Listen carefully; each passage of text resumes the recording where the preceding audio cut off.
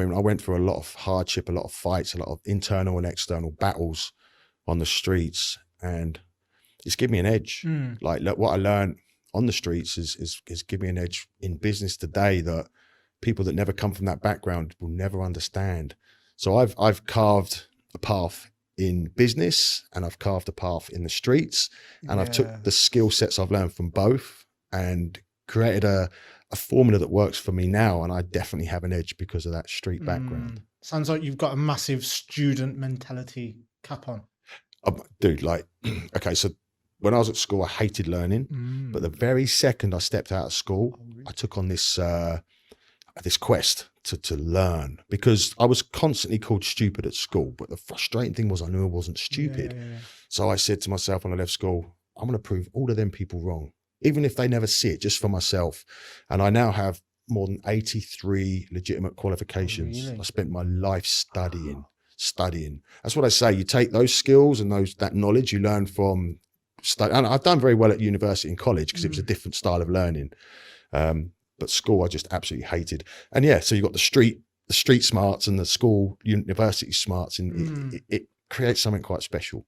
Wonderful. Thank you for sharing. Share more about the education system and some of the key things that you've learned through all those qualifications.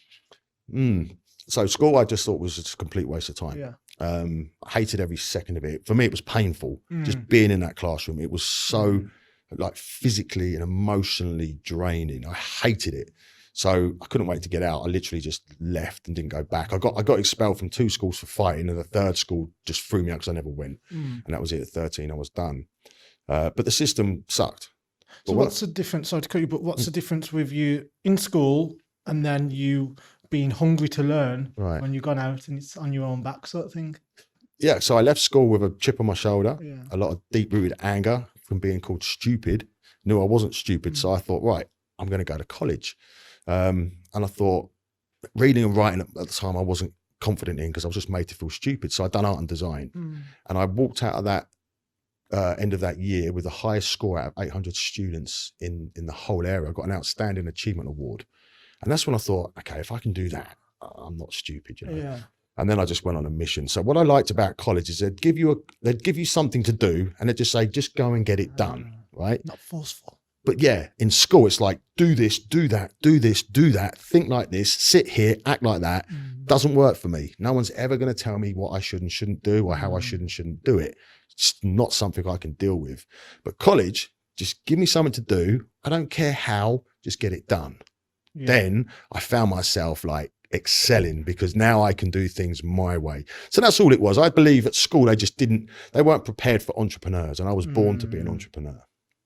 I totally understand that. Right. And it's because like you've got some control of what you want to learn. You wanted to learn, you wanted to do art. Exactly. So there's an element of me choosing what I want to do, but more importantly than that is me choosing how I'm going to do it. That's what I need, autonomy. Creativity. You've got your creativity going. Absolutely. One thing I love about traveling, we'll talk about in a minute, is problem solving. When you go somewhere completely new, it's a blank canvas, you've got no idea where you are, what you're doing. You have to solve problems. And I love solving problems. So for me, college and university was more about solving problems, and school was about indoctrination. I need autonomy, and I got that at college and university. Great stuff. What do you feel like the most valuable courses you've gone on from college and uni? Well, if I showed you my portfolio of certificates, you'd see there's so much. I mean, it's diverse. I mean, I've done enhanced thinking skills. I've done psychology. I've done personal development. I've got bricklaying qualifications up to level 3. I'm a fully qualified greenkeeper. I'm a qualified graphic designer. I'm a qualified personal trainer, sports nutritionist, strength conditioning coach, and it goes on. I mean, I'm qualified in web design and marketing, and impressive. So much. And I took something from every single qualification, but I also took things from mistakes that I've made in life. I mean, it's very hard to say. I think the thing that stood out for me the most, self-awareness. I did a course on self-awareness, And I think that changed everything for me. Self-awareness was probably the beginning of the rest of my life after all the bad stuff. Okay. So once I started to understand, I mean, a eureka moment happened during a course I was doing. It was a self-awareness course I actually had to take for a court order. For what, sorry? A court order. Okay. Yeah, so I had to take this course. And I took it, and all of a sudden the penny dropped. I'm like, so all those problems, all that misery and pain that's been in my life was because of me. Responsibility, accountability. Yes. And I was like, holy shit. So if it's my choices and my actions that caused all that misery, if I change my mindset, my choices and my actions can create the complete opposite, which is happiness, fulfillment, and success. And that's exactly what happened. Wonderful. Yeah. And like you said, you had to go on that self-awareness course. Yeah, they made me do it. Oh, wicked, wicked. And I hate them for it. I was like, I don't want to do this bullshit. What a waste of time this is. And I swear I went into it with the worst negative mindset towards it. And I come out within just 6 weeks going, wow. And that changed my life. That's a massive step of your awakening, your consciousness. Yeah. Do you know what I mean? Yeah. You know, like when people say like you've got no control of like your mind and your thoughts. And then all of a sudden one day something will switch and you go, no, I can choose to be happy. Yep. I'm choosing to be frustrated. Yep. How long will I hold on to this frustration? Yep. How much is it serving me? Yeah. No, some people watch this and it's not clicked yet. Maybe after watching this, something will click. It's a strange one, isn't it? Because I was so deep rooted in misery and pain and suffering. Like I was angry and I was just hell bent on destroying everything around me for a long time. And it literally, within the space of 6 weeks, it's like you just said, the clouds opened up, the sun started shining, it just went ping. Yeah. I was like, shit. But what was really fascinating was that moment happened, and that's when things changed. But I didn't realize how much further I could develop that. So I have now, since that time, that would have been 2006.